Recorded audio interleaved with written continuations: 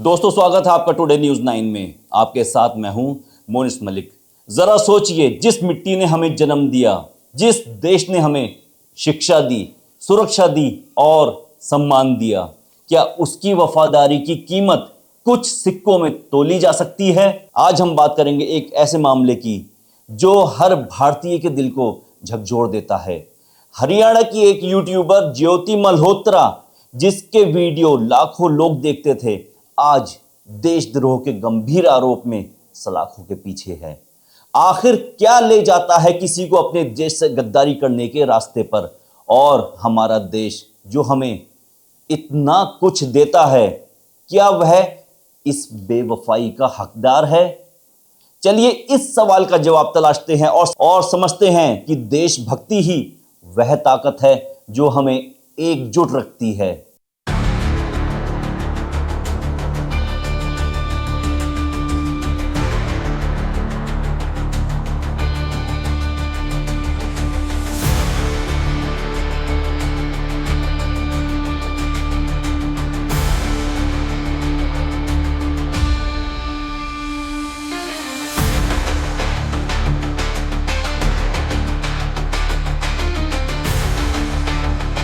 ज्योति मल्होत्रा हरियाणा के हिसार की एक 28 साल की ट्रैवल ब्लॉगर।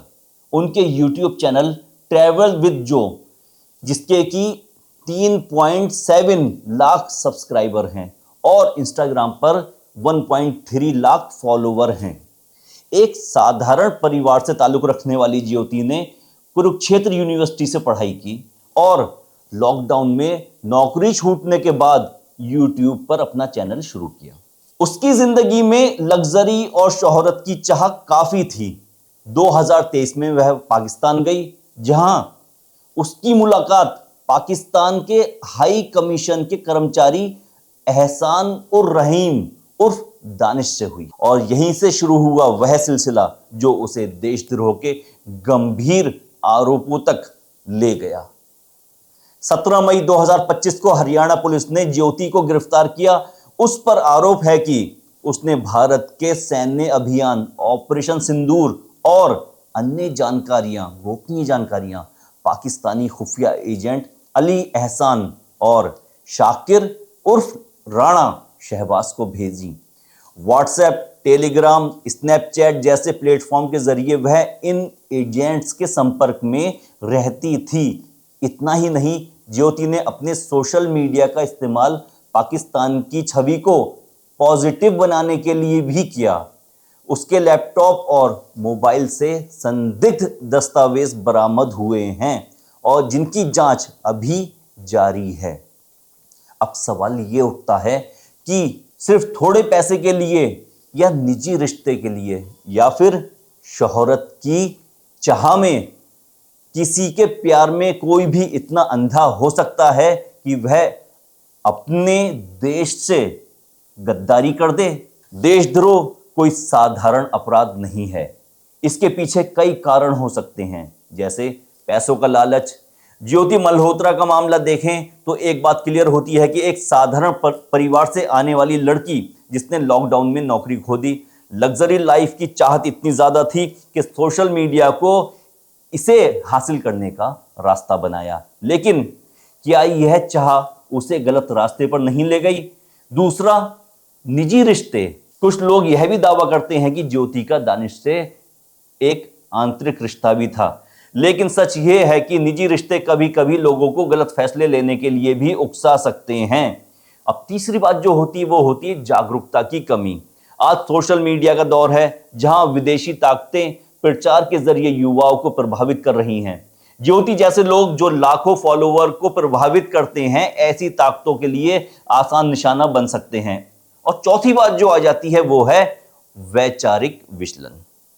जब कोई देश के प्रति अपने कर्तव्यों को भूल जाता है तो वह अनजाने में ही सही लेकिन गलत रास्ते पर चलना शुरू कर देता है। मैं स्वामी विवेकानंद की एक बात को यहां पर लेना चाहूंगा।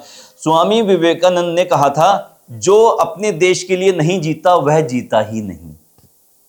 ज्योति का मामला हमें यह सोचने पर मजबूर कर देता है कि अपने देश के लिए हम कितने जागरूक हैं।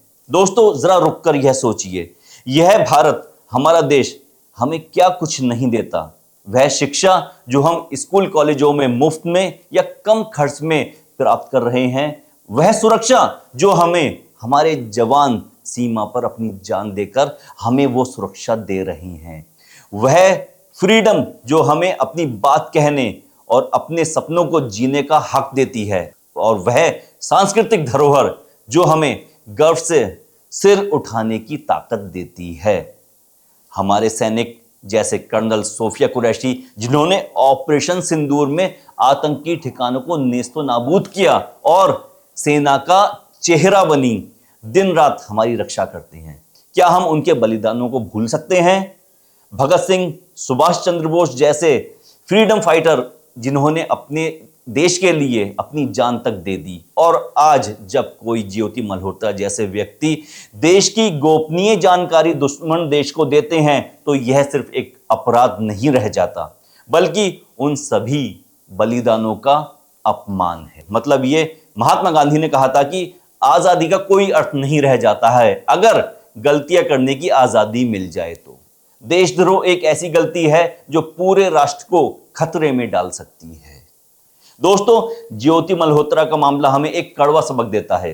देशभक्ति कोई सिर्फ एक नारा नहीं है, बल्कि जिम्मेदारी है। यह जिम्मेदारी है कि हम सोशल मीडिया का इस्तेमाल जागरूकता फैलाने के लिए करें, ना कि लालच में आकर गलत रास्ते पर चलने के लिए। यह जिम्मेदारी है कि हम अपने देश के लिए हमेशा वफादार रहें, चाहे कोई भी किसी भी तरह का प्रलोभन हमें दिया जाए।